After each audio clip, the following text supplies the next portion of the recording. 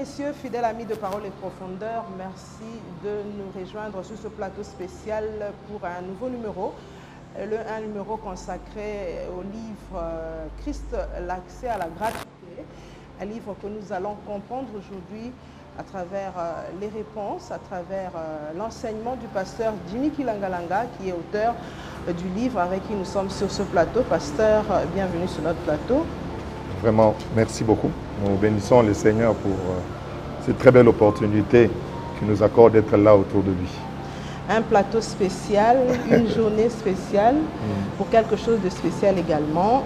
Christ, l'accès à la gratuité. Vraiment. Un livre dont vous êtes auteur, que nous allons comprendre aujourd'hui bien avant le baptême de ce livre qui va intervenir juste après notre petit entretien. Très bien. Nous allons bien avant comprendre quelle était votre pensée, quelle est cette révélation qui vous a poussé à mettre ce livre en place et les bénédictions qui sont comprises dans ce livre.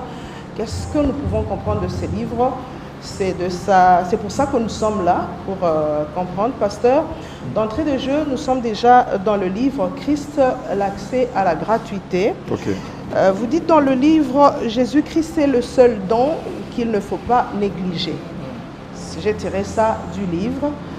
Quelle est la motivation que vous avez eue pour mettre en place ce livre? Parce que je sais que vous n'êtes pas seulement de cette révélation, vous avez parlé de faux évangiles, faux Christ, vous avez parlé de la vérité fondamentale de l'évangile, et aujourd'hui vous nous amenez Christ, l'accès à la gratuité. Alors, quelles sont les motivations? Nous bénissons le Seigneur pour cette très belle opportunité que l'Éternel nous a accordée. Et je bénis Dieu pour cette très belle question. Parce que nous devons savoir, quand nous parlons de Christ, l'accès à la gratuité, nous voulons que les enfants de Dieu, les chrétiens que nous sommes, ceux-là qui sont convertis et qui ont reçu le Seigneur, de d'abord les informer. Parce que les apprendre afin qu'ils atteignent la connaissance de ceux qui sont devenus. La première des choses, d'abord, Jésus se présente, il dit « Je suis le chemin, la vérité et la vie ». Il ne se limite pas là, mais il va très loin, il dit « Nous allons au Père ». Ce qui attire mon attention, c'est ce qu'il dit « nul ». Et quand Jésus dit « nul », c'est vraiment nul. Le moyen pour atteindre le Père. Souvenez-vous de ce qui s'est passé dans la tour de Babel. Les hommes se réunissaient ensemble et se dirent « Bâtissons une tour et voici nous allons atteindre les cieux ». Ça veut dire déjà dans la pensée de l'homme, l'homme désirait atteindre les cieux par ses efforts. Mais nous savons ce qui s'est passé, ils n'ont pas pu atteindre Dieu. Et alors qu'est-ce qui se passe? Grâce au Seigneur Jésus, ce n'est pas nous qui allons vers lui, mais celui qui est venu vers nous. Pourquoi? Parce que l'homme était incapable d'aller vers Dieu et Dieu vient vers nous parce qu'il nous aime. C'est ainsi que nous parlons de la gratuité, parce que cela ne nous a pas demandé à payer un prix. Parce que si c'était à nous d'aller vers lui, si c'était à nous de faire des efforts pour aller vers lui, cela allait nécessiter des efforts personnels. Alors il dit, c'est moi qui viens vers vous. C'est ainsi, il a tant aimé, il est venu vers nous. Et c'est là même où est basée la gratuité que nous avons en Christ. C'est au fait cette envie-là d'amener les gens à accepter Christ comme Seigneur et Sauveur qui nous a poussé à parler de la gratuité, de Christ, l'accès à la gratuité. Déjà, l'effet qu'il vient vers nous, c'est déjà la gratuité. Parce que, vous souvenez-vous, dans l'Ancienne Alliance, il y avait tous ces principes qu'il fallait respecter. Imaginez que le grand sacrificateur Aaron ne pouvait qu'entrer dans le Saint des Saints une fois par année. Ça veut dire qu'il devait aller par année. Comment avoir une relation avec un Dieu où on est en contact une fois l'année?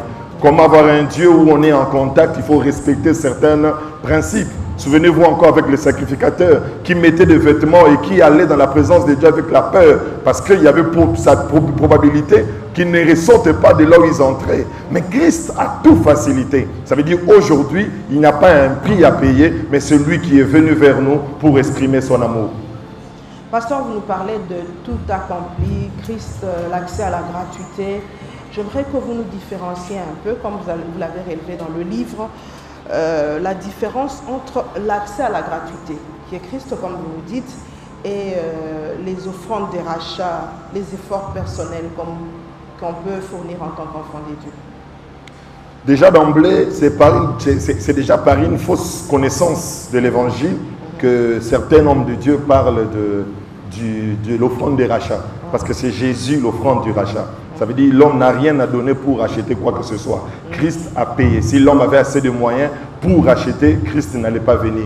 C'est parce qu'il manquait à l'homme ce qu'il lui faut pour être sauvé. C'est ainsi Dieu a donné. Souvenez-vous de ce qui s'est passé avec Abraham. Abraham, Dieu lui dit, donne-moi ton fils, ton unique. Mais lorsqu'Abraham s'approche dans Genèse 22, Dieu lui dit, non, ce n'est pas de ton fils que je veux. Prends l'agneau et mets en place. Ça veut dire Dieu a donné à l'homme ce qu'il lui faut pour l'adorer. Parce qu'Abraham disait, je veux aller adorer. Et c'est très important. C'est ainsi que nous devons lire. Maman, il y a une belle histoire lorsque nous lisons Luc chapitre 5. À partir du verset 13, nous descendons. C'est un lépreux qui vient vers Jésus. Et lorsque ce lépreux s'approche vers le Seigneur, il lui dit, Seigneur, si tu veux, guéris-moi. Alors Jésus le regarde avec un cœur plein de compassion. Il le touche, il le tient, il dit, je le veux, sois guéri. Et la personne était guérie. J'aime le verset 15. Jésus le regarde, il dit, prends une offrande. Va donner au sacrificateur. Va leur donner, non pour ta guérison, mais que cette offrande leur serve de témoignage parce que Jésus, tu as été guéri. Vous comprenez que la mentalité de la personne qui va offrir, il ne va pas offrir pour avoir quelque chose, mais il va offrir parce qu'il a reçu. Ça veut dire l'offrande qu'il apporte, ce n'est pas une offrande qui amène la guérison, mais l'offrande qu'il apporte, c'est un témoignage de sa guérison. Ça veut dire aujourd'hui, à cause de l'œuvre de la croix, nos efforts, nos capacités n'ont plus lieu parce que ce que nous devions faire pour avoir, Christ l'a fait et nous avons tout pleinement en lui. Ça veut dire aujourd'hui, nos efforts, notre intelligence n'est plus le moyen pour recevoir de Dieu. Cela ne veut pas dire aussi que nous ne devons rien faire. Maintenant, qu'est-ce qui se passe? Tout ce que nous faisons aujourd'hui, ce n'est plus le moyen. Parce que souvenez-vous, pour atteindre Dieu, il y avait un moyen pour l'atteindre. C'était l'obéissance de la loi qui nous donnait le moyen d'atteindre Dieu. Et qu'est-ce qui se passe? Lui-même a obéi à cela pour venir vers nous. Maintenant, nous, ce que nous devons faire maintenant, tout ce que nous faisons, c'est ce qu'on appelle les œuvres de la foi. Or, la différence avec les œuvres de la foi et les œuvres de la loi, dans la loi, nous faisons pour avoir, mais dans la grâce ou dans la foi, nous faisons parce que nous sommes. Ce ne sont plus de moyens de bénédiction, mais ça devient une conséquence de ce que nous sommes devenus. Ça veut dire maintenant les efforts de l'homme pour atteindre Dieu est mis de côté et tout ce que l'homme doit faire maintenant a un seul objectif, seulement de rendre grâce à Dieu. Ça veut dire que la loi aussi n'a plus sa place dans la doctrine de Jésus-Christ aujourd'hui. Oui, d'abord il faut définir quand on dit que la loi n'a plus sa place, nous devons bien savoir. Quand nous lisons Romains 1 Timothée chapitre 1 le verset 8, j'aime ce qu'il dit. L'apôtre est en train de parler à son fils Timothée, son fils légitime. Il lui dit, mon fils, j'aimerais te dire une chose, que la loi n'est pas mauvaise. La loi, elle est bonne, mais il faut faire bon usage. Ça veut dire la loi maintenant doit être bien utilisée. Parce que nous devons savoir aujourd'hui, enseigner que la loi est mauvaise, c'est en péché. Parce que c'est à travers la loi que nous connaissons la volonté de Dieu. Imaginez quand l'homme est sorti, l'homme vivait comme il voulait. Il ne savait pas qu'est-ce que Dieu aime et qu'est-ce que Dieu n'aime pas. Or, nous devons savoir, une forte relation est bâtie sur la connaissance de l'amour, de ce que l'autre aime et de ce que l'autre n'aime pas. Ça veut dire que Dieu n'a pas donné la loi pour que l'homme obéisse à la loi, parce que lui-même devait obéir. Mais il donne la loi pour que la loi soit pour nous un pédagogue, afin de nous enseigner ce que Dieu aime et ce que Dieu n'aime pas. Ça veut dire aujourd'hui, l'obéissance à la loi n'est plus le moyen, mais l'obéissance à la loi devient pour nous un acte de reconnaissance. Ça veut dire, lorsque je prie, lorsque je gêne, lorsque je donne mon argent, je donne ma dîme, ce ne sont plus par obéissance. C'est ainsi que j'ai toujours dit, celui qui donne sa dîme dans l'ancienne alliance, il ne donne pas, il a la malédiction parce qu'il a désobéi à la parole de Dieu. Mais dans la nouvelle alliance, celui qui ne donne pas est ingrat parce qu'il n'a pas reconnu l'œuvre accomplie par le Christ. C'est ainsi aujourd'hui, nous sommes tellement reconnaissants qu'on ne peut pas s'arrêter pour acclamer Dieu, pour l'adorer. Et si quelqu'un nous posait la question, pourquoi tu l'acclames? Je dirais, c'est parce qu'il a tout accompli pour moi. Je ne dirai jamais, je l'acclame pour recevoir une bénédiction, pour recevoir de l'argent. Tout ce que je fais, c'est une reconnaissance. Pasteur, parlons du péché qui a amené le chaos. La solution a été trouvée. Mais pourquoi à travers le monde? Non, je bénis le Seigneur pour ça parce qu'il y a l'une des choses très capitales. nous devons savoir que le péché doit être redéfini. Parce que la conception du péché dans la vie de beaucoup de personnes ne définissent pas très bien. Parce que n'est pas oublié, lorsqu'on parle du mangue, il y a le manguier. Il n'y a pas mangue sans manguier. Exactement. Ça veut dire que c'est le manguier qui a donné la mangue. Il y a l'arbre, il y a le fruit. Mais la plupart des personnes, quand ils parlent du péché, ils parlent de fruits et non de l'arbre. Or, dans la pensée initiale de Dieu, ce n'est pas le fruit qu'il faut ôter. Parce que nous devons savoir, quand nous ôtons le fruit, l'arbre va continuer à produire. C'est ainsi Jésus à la croix n'est pas devenu pécheur, mais il est devenu péché. Pourquoi? Parce que c'était l'arbre qui devait être déraciné pour que le fruit du péché ne soit plus encore parmi nous.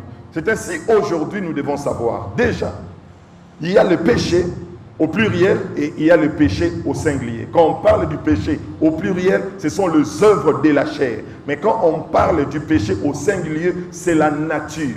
C'est parce que je suis un homme que j'ai réagi comme ça. Ça veut dire que c'est ma nature qui me permet de faire ça. Et si vous allez voir, l'homme à l'Éden n'a pas fait l'impudicité. L'homme à l'Éden n'a pas volé. L'homme à l'Éden n'a pas tué quelqu'un. L'homme à l'Éden n'a pas vendu, n'a pas pris la femme d'autrui. L'homme à l'Éden a désobéi. Ça veut dire le péché que l'homme a accompli, c'est de changer la nature. C'est de refuser être Dieu, mais devenir comme Dieu. Parce que Dieu a dit, créons l'homme à notre image et à notre ressemblance. Ça veut dire l'homme était Dieu parmi les hommes. Et c'est ainsi Jésus, quand il vient, il est le Dieu parmi les hommes. Pourquoi? Parce qu'il devait révéler le premier homme du commencement, qui était le Dieu parmi les hommes et qui nommait les animaux. Et quand l'homme a péché, il a perdu cette nature. Ça veut dire le péché, c'est le fait de perdre l'identité d'être Dieu parmi les hommes. C'est parce qu'il avait perdu cette identité qu'il a commencé à produire ce qu'on appelle les péchés, l'impudicité, tout cela. Quand nous recevons Jésus, quand Jésus est mort à la croix, Jésus n'a pas résolu le problème du fruit, mais il a déraciné l'arbre. Souvenez-vous, Maman Rachel, il dit ceci, que vous ne mangerez pas de l'arbre. Il ne dit pas vous ne mangerez pas le fruit. Ça veut dire le souci de Dieu n'a jamais été le fruit. Le souci de Dieu, c'est l'arbre. C'est ainsi, lui est venu comme un arbre pour que cela produise les fruits en nous. C'est ainsi, dans Galates, on nous parle de fruits de l'esprit. Pourquoi? Parce qu'on a reçu l'arbre qui produit ses fruits. À Golgotha, quand Jésus est mort, il a donné la solution à la nature pécheresse. Mais la question elle est bonne, parce que jusqu'à présent, nous avons de ceux-là qui se disent chrétiens, mais des fois il fait un mal, des fois il pêche, des fois il fait ceci. Et certains qui ne connaissent pas risqueraient de les traiter pécheurs par œuvre. Or, nous devons savoir, il n'est pas pécheur parce qu'il a fait les œuvres du péché. Il n'est pas pécheur parce qu'il a commis les œuvres du péché. Il est saint, il est pur et il est justifié. Imaginons, maman, on peut déraciner une arbre, l'arbre, et que l'arbre est par terre. Souvenez-vous, vous allez remarquer que l'arbre aura toujours son feuillage. L'arbre aura toujours le fruit, mais laissez le temps, ça va sécher. C'est pour dire que celui qui reçoit Jésus, c'est quelqu'un qui est déraciné. Ça veut dire qu'on peut retrouver en lui de l'impudicité, du vol, ces choses. Laissez le temps. Plus il va rester dans la présence de Dieu, ça va sécher et ça ne va pas vivre. Parce que le travail, c'est de l'arracher de ce qui donne la vie à ces choses. Et c'est ce qui est très important. Au regard de tout ce que vous venez de dire, pasteur, comment amener le chrétien aujourd'hui à comprendre sa position et à comprendre ce qu'il est devenu en Christ à travers ce que vous avez touché dans ce livre? Pour moi, j'ai béni le Seigneur. C'est ainsi le but qu'on a écrit ce livre, parce que le grand problème de l'homme, c'est le renouvellement de l'intelligence. Souvenez-vous ce que l'apôtre Paul dit aux Romains, au chapitre 12, au 2e verset. Il dit, il faut qu'un renouvellement de l'intelligence. Ça veut dire, le but principal, même de l'Église, c'est de faire le renouvellement de l'intelligence. Je me dis ceci, maman et Rachel, imaginons, nous tous, nous sommes nés d'une famille. Nous sommes nés quelque part. Je ne suis pas devenu homme le jour où je connus que je suis un homme. J'étais déjà un homme quand j'étais déjà né. Mais il y a probabilité que pendant mon enfance et que pendant mon inconscience, que je fasse des choses comme une fille, que je m'habille peut-être comme une fille. Il arrive des fois, peut-être tes sœurs peuvent te donner une panne. Cela ne fait pas dire que parce que tu as mis une panne que tu es une fille. Mais qu'est-ce qui se passe? Nous bénissons Dieu parce que Dieu nous a mis dans un environnement où nous avons des parents qui nous rappellent de ce que nous sommes. Ça veut dire, c'est le père et la mère ou la famille qui dit au garçon, toi tu n'es pas un garçon, tu ne peux pas t'habiller comme ça. Toi tu n'es pas une fille, tu ne peux pas pleurer à tout le temps. Toi tu es ceci. Pourquoi les parents le disent? C'est pour donner à l'enfant la mentalité de garçon. C'est ainsi le jour où nous recevons Jésus. Jésus aussi nous amène dans une famille qu'on appelle l'Église. Le but de l'Église, ce n'est pas de nous enrichir. Le but de l'Église, ce n'est pas de faire de nous des hommes riches, mais le but de l'Église, c'est de nous amener à comprendre que nous sommes vraiment des garçons. C'est ainsi quand un enfant qui est à l'église fait un mal, le rôle de l'église, ce n'est pas de le condamner. Le rôle de l'église, c'est de lui dire, toi tu es un enfant de Dieu, tu ne peux pas vivre comme ça. Tu es un enfant de Dieu, tu ne peux pas faire cela. Mais qu'est-ce qui se passe aujourd'hui? Aujourd'hui, nous disons, toi, tu dois faire ça pour devenir enfant de Dieu. Tu dois faire ça pour devenir enfant de Dieu. Et c'est qu'il y a encore une fausseté contre l'évangile. Pasteur, vous avez présenté les choses de la manière la plus simple de l'histoire. J'aimerais un peu que vous puissiez nous dire la place de la foi dans la gratuité en Christ. La foi, quand nous lisons la Bible, nous sommes dans Éphésiens chapitre... C'est trop simple, la c'est façon ça. dont vous exposez les choses, la façon dont vous présentez cette gratuité, les choses de Dieu, ce n'est pas ce que nous vivons au quotidien. Et dites-nous un peu la place de la foi. Quand nous parlons de la foi, la Bible nous dit clairement dans Éphésiens chapitre 2, le verset 8, il dit que nous sommes sauvés par grâce au moyen de la foi. Nous sommes sauvés par grâce au moyen de la foi. Ça veut dire que la foi, c'est le seul moyen de bénéficier de la gratuité. La gratuité est là, mais on ne peut pas accéder à la gratuité si on n'a pas la foi. Souvenez-vous, maman, aujourd'hui nous avons la gratuité dans notre pays, que ce soit de la maternité, que ce soit de l'école, mais il faut que celui-ci soit conforme pour bénéficier de cette gratuité. Et la seule conformité à l'homme aujourd'hui pour bénéficier de la gratuité qui est en Christ, c'est la foi. Ça veut dire tous ceux qui ont la foi, c'est très important. Mais j'aimerais ajouter quelque chose parce que la plupart des gens croient que la foi c'est croire. Non, la foi c'est pas croire. Parce que quand nous lisons l'apôtre Jacques, il dit quelque chose d'important. L'apôtre dit, vous croyez qu'il y a un seul Dieu, c'est pas mal, mais les démons aussi croient. Nous comprenons que les démons croient. Ça veut dire qu'on ne doit pas confondre la foi et la croyance. La foi, ce n'est pas la croyance. Quoi maintenant la foi? La foi, c'est une vie que nous avons reçue, que nous sommes appelés à vivre. Ça veut dire c'est par cette vie quotidienne qui va nous faire accéder à la gratuité qui est Christ. C'est ainsi la seule vie qui devait amener l'homme à vivre cette gratuité. Cette vie a quitté le ciel, elle est venue sur terre. Elle a habité parmi nous. Donc avec quel objectif? De nous apprendre quelle est la vie qui nous donne la gratuité. Et c'est très important. Ça veut dire aujourd'hui, croire en Jésus, on doit voir la foi par ta manière d'être, ta manière de t'habiller, ta manière de te comporter, ta manière d'agir. On doit retrouver de la foi dans tout ce que nous faisons et ça va nous permettre d'accéder totalement dans cette gratuité. Pasteur, explicitez un peu bien là, quand vous dites la manière de s'habiller, la manière d'être par rapport à la foi, explicitez un peu bien quand vous dites ça, parce qu'on dit aussi que l'habit ne fait pas le moine. Voilà, je donne un exemple. C'est pour dire que la foi, la foi est visible. Parce que nous devons savoir que tout ce qui est invisible a besoin d'un corps pour se manifester. Ça veut dire, qu'est-ce qui va faire que je pourrais dire que cet enfant est intelligent? C'est par ses réponses, ses réactions, son aptitude qui peut me permettre de dire que cet enfant est intelligent. Mais en réalité, l'intelligence n'est pas visible.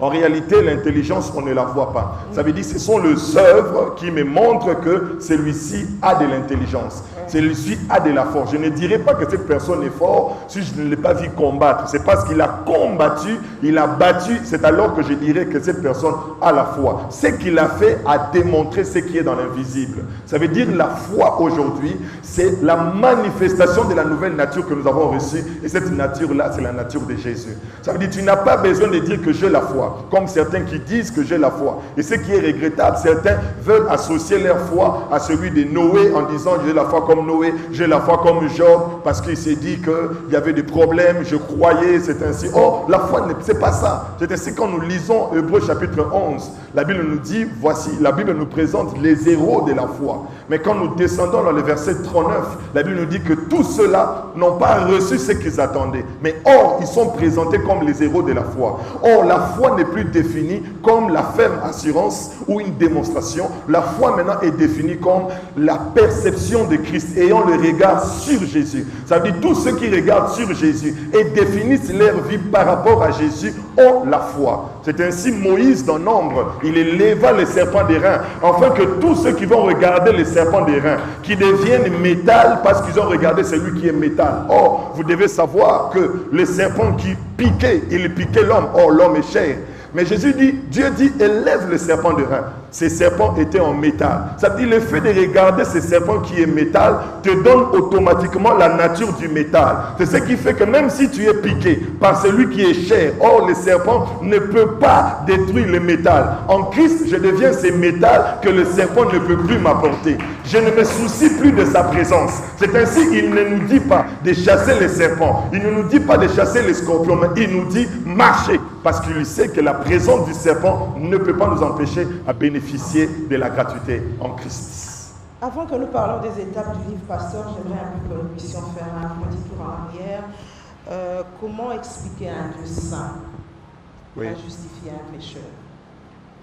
Vraiment, c'est l'amour. Vraiment, quand nous réalisons ça, c'est l'amour. Parce que ça ne peut pas s'expliquer. L'amour de Dieu n'a pas seulement été manifeste à Golgotha, comme certains le pensent. L'amour de Dieu s'est manifesté de la création. La Bible dit, Dieu créa le ciel et la terre. Quand nous regardons le ciel et la terre, nous voyons l'amour parfait de Dieu. Comment Dieu a aimé. Parce que tout ce que Dieu a créé, il l'a créé pour l'homme. Imaginez que l'homme fut créé le premier jour. L'homme allait être un nageur parce que sur la surface de la terre, il n'y avait que les eaux. Il allait même périr à cause de ces eaux. Dieu s'est dit non, je ne peux pas mettre celui que j'aime dans de mauvaises conditions. Dieu va établir toutes les bonnes conditions et prendre sa créature et les placer. Pourquoi? Parce qu'il veut que cette personne vive dans de bonnes conditions. C'est-à-dire le souci de Dieu.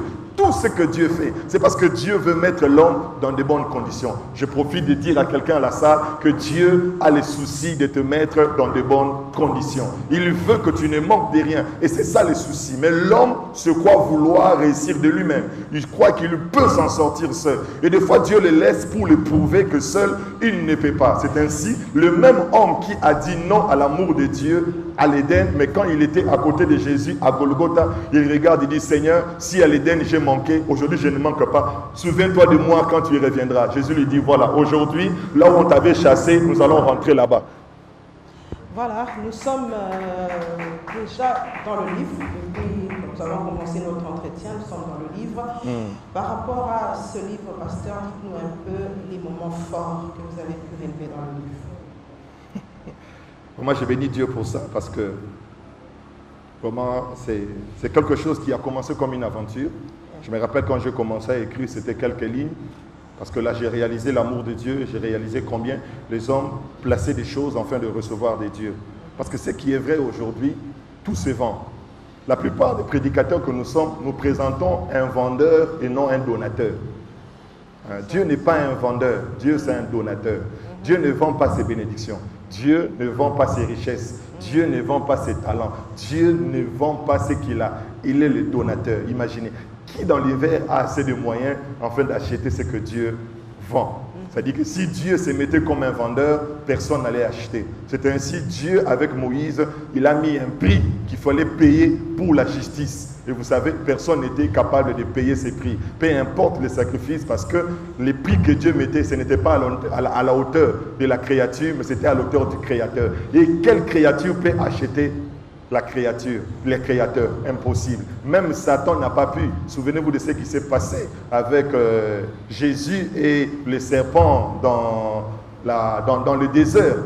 Le Satan vient, Satan lui dit, il dit, mets-toi à genoux, je te donnerai toute cette richesse. Ce qui est vrai, Satan a vidé son compte bancaire parce qu'il dit, tout ce qui m'a été donné, je te le donne si tu te mets à genoux. Ça veut dire Satan a vidé tout ce qu'il avait pour même acheter, non la personne de Jésus, mais pour seulement acheter les genoux de Jésus, que Jésus s'incline. Mais même malgré les comptes lourds que Satan détenait, les richesses, les biens de la terre, Satan n'a pas pu acheter les genoux de Jésus. Jésus les regarde et dit, ça n'a pas la même valeur. Mes genoux ont plus de valeur que ce que tu proposes, alors tu ne peux pas l'avoir. Et Satan est parti triste, entendant un moment favorable. Ça veut dire, il dit, comme je ne peux pas l'acheter, je vais l'arracher. Et il ne savait pas le vouloir arracher. Lui, on ne l'arrache pas. Il s'est donné. C'est pour dire que personne n'avait la possibilité d'atteindre cette hauteur-là. C'est ainsi Dieu, il s'est donné. Et quand j'ai réalisé tout cela, j'ai réalisé ce qui se passe dans nos familles, j'ai réalisé ce qui se passe dans l'église, et j'ai constaté qu'au sein de l'église, au sein des enfants de Dieu, il n'y a pas la notion de la gratuité. Une maman me pose la question, me dit, pasteur, qu'est-ce que je gagne quand je prie beaucoup? Ça veut dire la mentalité du salaire règne jusqu'à présent. Quelqu'un dit, mais quand je donne mon offrande, qu'est-ce que je donne? Qu'est-ce que je gagne? Ça veut dire l'homme est à la recherche d'un prix. Il veut savoir ce qu'il donne. Mais or, en réalité, ce que Dieu veut pour nous, il le donne gratuitement. Voilà. Alors c'est ainsi, vraiment, j'étais même avec un couple, une femme qui me disait, il me dit, pasteur, vraiment, je ne supporte plus mon mari. Tout ce qu'il fait, ça m'énerve, ça me décourage, je sens que je suis au bout. Je l'appelle, je le dis, ça dit, toi et ton mari, vous vivez en mode salaire. Il n'y a pas la gratuité. Ça dit, ils sont en mode salaire. Je les respecte parce qu'ils me respectent. Je suis fidèle parce qu'il est fidèle. Je lui donne parce qu'il me donne. Que Dieu nous donne des femmes qui vont donner gratuitement. Même quand l'autre ne donne rien, mais moi je donne. C'est ainsi, Dieu a vu que l'homme était incapable de donner, Dieu a donné. Qu'on ait des personnes qui vont faire un travail gratuitement, les gens qui vont donner gratuitement, sans attendre quelque chose de l'autre. Mais c'est ce qui est difficile aujourd'hui. Tout est bâti sur ça. Il y a même de ceux qui se disent, cet enfant ne sera pas à mes côtés parce que c'est un enfant impoli. Il veut dire ceci, que pour qu'il soit à mes côtés, il doit payer un prix. Et quel est le prix? C'est le prix de la politesse. Que Dieu nous donne des personnes qui vont vivre avec même le pécheur, comme Jésus vivait avec eux, sans qu'ils demandent quoi que ce soit, parce que Jésus sur terre avait la mentalité de la gratuité. Et l'heure est arrivée où l'Église et le corps du Christ, nous devons entrer dans la mentalité de la gratuité en Christ. Exactement, pasteur. Nous tendons vraiment vers la fin de notre petit entretien. Avant de finir, je voudrais que vous nous disiez un peu quel est le rôle et la place du Saint-Esprit dans la gratuité. Pour moi, j'ai béni le Seigneur. Pourquoi? Le rôle du Saint-Esprit dans la gratuité. Nous devons savoir d'abord, dans le monde, quand nous lisons la Bible, nous allons distinguer qu'on a trois peuples. On a les nations, on a Israël et on a l'Église. L'Église, c'est l'ensemble de ceux qui sont en Israël et de ceux qui sont dans les nations. Ils reçoivent Jésus et Dieu veut former un seul peuple qu'on appelle l'Église. Et l'apôtre Paul, quand il présente souvent les gentils et les sauvés. Ça veut dire qu'il y a aussi deux peuples. Dans les gentils, il y a ces deux nations qu'on appelle l'Israël et les nations. Mais l'autre peuple, c'est l'Église. Et le Saint-Esprit n'a pas un seul rôle, il a deux rôles. Parce qu'il est présent dans le monde. C'est ainsi quand nous lisons Genèse chapitre 16, la Bible dit que lorsqu'il viendra dans le monde, il convaincra. Ça veut dire la présence de l'Esprit dans le monde, c'est pour convaincre les hommes du péché, du jugement et de la justice. C'est ainsi aujourd'hui, ceux qui sont dans le péché, ceux qui n'ont pas reçu Jésus, le Saint-Esprit est là, à travers l'évangile qui est annoncé, afin de créer dans leur cœur la conviction de leur état de pécheur et de solliciter la gratuité qui est Christ. Mais dans l'Église, il n'a pas le même rôle que dehors de l'Église. Dans l'Église, il a un autre rôle. Dans l'Église, la Bible dit toujours dans Jean chapitre 16, il dit, lorsque l'Esprit sera venu, il vous conduira. Nous comprenons que dans le monde, il convainc du péché, mais tandis que dans l'Église, il nous conduit. Le rôle de l'Esprit dans l'Église, c'est de nous conduire vers la vérité. Et qui est la vérité? C'est Jésus. Ça veut dire la présence de l'Esprit dans la gratuité. C'est de nous amener dans la nature gratuite que nous avons reçue en Christ. Ça veut dire la perfection de Saint. Jésus, le Saint-Esprit en nous, nous permet d'atteindre la stature parfaite qui est reçue gratuitement en Christ. Et il est très important qu'il puisse être là parce que sans lui, Dieu n'est pas visible sur la terre. Ça veut dire qu'il y a un niveau. Il y a un niveau pour vivre la gratuité en Christ. La gratuité de Dieu, la gratuité en Christ est ouverte à tout le monde. Et si vous n'avez pas encore cru en Christ comme Seigneur et Sauveur, vous n'avez pas... C'est pour cela qu'on a parlé maintenant de Jésus comme l'accès. Voilà. Ça veut dire la gratuité, elle est là. La gratuité, elle est là. Dieu a donné. C'est ainsi que dit, car Dieu a tant aimé, elle a donné. Voilà. Maintenant, il faut qu'il y ait quiconque. Voilà. Ça veut dire seulement ceux qui croient qui peuvent bénéficier de cette gratuité. Voilà, c'est ce qu'il fallait vraiment faire comprendre aux enfants de Dieu, à nos téléspectateurs, que les païens n'ont pas droit à cette gratuité. Voilà. Premièrement, il faut croire en Christ comme Seigneur et Sauveur. C'est pour ça que le Saint-Esprit est là pour leur convaincre de leur état de pécheur, par nos enseignements. Bien dit, pasteur. Nous sommes en train de filer pour terminer notre entretien. Quel est le mot que vous pouvez adresser au peuple de Dieu, à l'Église, aux Congolais, à tout le monde entier par rapport à ce livre que vous mettez à notre disposition aujourd'hui? Moi, je bénis Dieu pour ça. Je profite de cette très belle occasion qu'il m'est donnée de parler à nos amis qui sont ici et à ceux-là qui vont nous suivre même à la télé. Le but poursuivi ici est que la mentalité de plusieurs change. que la réflexion de plusieurs puisse changer. Pourquoi? Parce qu'aujourd'hui, nous avons plus la mentalité du salaire au sein de l'Église. Des personnes qui viennent pour obtenir un prix, des personnes qui viennent parce qu'ils savent que je vais avoir telle chose, telle, cela. Et il y a même quelqu'un qui priait, qui disait, Seigneur, je suis là devant toi. Seigneur, donne-moi la puissance, donne-moi la puissance. Or, il ne sait pas que la puissance a été donnée gratuitement en Christ. Ce qu'il a à faire, ce n'est pas de demander à Dieu la puissance. Ce qu'il a à faire, c'est de reconnaître la puissance qui est en lui et de le libérer en Christ par la foi. Et ce sont des notions très importantes. Il y a tellement de habits aujourd'hui et beaucoup d'enfants sont devenus des esclaves de certaines personnes parce qu'ils n'ont pas compris la notion de gratuité. On les a présentés qu'ils doivent payer un prix, qu'ils doivent faire ceci, qu'ils doivent avoir cela, et ça devenait très compliqué. J'ai même vu une personne qui disait, je ne suis pas allé à l'église aujourd'hui parce que je n'ai pas d'offrande. Parce qu'on a dit dans la Bible, ne venez pas dans la maison de Dieu les mains vides. Maintenant, on se pose la question, c'est quoi venir les mains vides dans la maison de Dieu? Or, dans la Sainte Alliance, on venait avec un agneau pour recevoir les pardons. Or, en Jésus, aujourd'hui, on ne vient plus avec l'agneau, on vient avec Christ pour recevoir de Dieu de tout. Ça veut dire, aujourd'hui, venir les mains vides, c'est manquer Jésus. Ce n'est pas manquer l'argent, ce n'est pas manquer ceci. Mais il y a de ceux-là qui ne connaissaient pas. Il s'est dit, je ne peux pas aller à l'église parce que je n'ai rien. Ça veut dire, pour lui, quand il a quelque chose, il dit, comme j'ai l'argent, je peux aller parce que j'ai quelque chose, je peux donner mon offrande. Or, il sait, l'offrande, vraiment, ce n'est pas ça. C'est pour dire qu'il faut que les enfants de Dieu, que nous comprenons ensemble que maintenant, nous sommes dans la gratuité. Et ce que nous devons faire, c'est être reconnaissants en le louant par notre mode de vie, notre manière d'être, qu'on voit cette reconnaissance que nous avons tout réussi gratuitement. Merci beaucoup, Pasteur Djemiki Langalanga. C'est vraiment une bénédiction, ce livre. Pour tous ceux qui vont le lire, il sera vraiment béni. Pasteur, bientôt le livre sera baptisé. Comment ça va se passer après le baptême?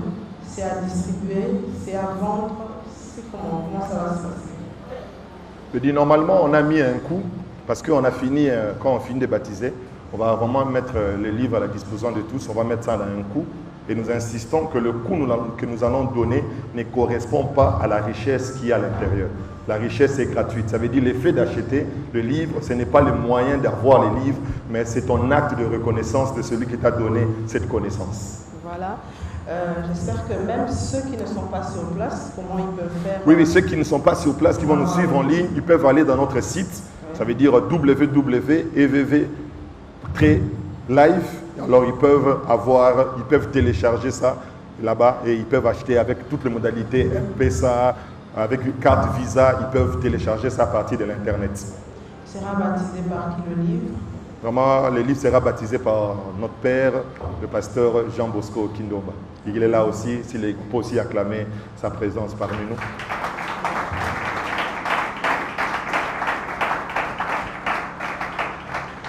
Madame, Messieurs, fidèles amis de Parole et Profondeur, nous avons compris le fond du livre Christ l'accès à la gratuité, livre dont l'auteur est le pasteur Djemiki Langalanga, qui nous a montré les mobiles qui l'ont poussé à mettre ce livre en place. Il a essayé de décortiquer brièvement, bien sûr, parce que le temps nous est imparti. Ce qui est dans le livre, il serait mieux d'acheter le livre, il serait mieux de rentrer en contact avec le pasteur Jimmy pour bénéficier de tout ce qui est dans ce livre. Parce que nous sommes vraiment à la fin de ces quelques minutes d'entretien. Un petit mot de la fin avec le professeur. Je profite de cette occasion pour dire à quelqu'un, l'ère est arrivée où les choses doivent changer, où la mentalité doit changer. Et je demande à l'Église d'être reconnaissant de ce que Dieu nous a donné. Soyons reconnaissants de ce qu'il a fait pour nous. Soyons reconnaissants de ce qu'il a donné. Et cette reconnaissance peut être vécue par notre expression, par notre mode de vie. Parce qu'il y a plusieurs manières de dire merci. On peut dire merci par un acte, on peut dire merci aussi par une parole. Ça veut dire quand nous parlons par la parole, il faut que notre bouche célèbre ce que nous avons reçu. Et par notre manière de vivre, on doit voir cette reconnaissance de ce que nous avons reçu. Alors soyons reconnaissants et que Dieu vous bénisse. Merci beaucoup, que Dieu vous bénisse aussi, pasteur. Nous sommes à la fin de ce numéro de Parole et Profondeur. Mesdames, Messieurs, un numéro spécial consacré au livre Christ, l'accès à la gratuité du pasteur Sylvie Kilangalaga, qui est pasteur responsable de l'église EVV. En vérité, voilà. Il nous a expliqué le contenu du livre. Hâtez-vous, achetez le livre, c'est une bénédiction, vous serez bénis par le contenu. En tout cas, grand merci à vous de nous avoir suivis. N'hésitez pas de nous faire parvenir vos suggestions et remarques, vos demandes par rapport au livre. Pasteur, rapidement le numéro de téléphone pour les amis.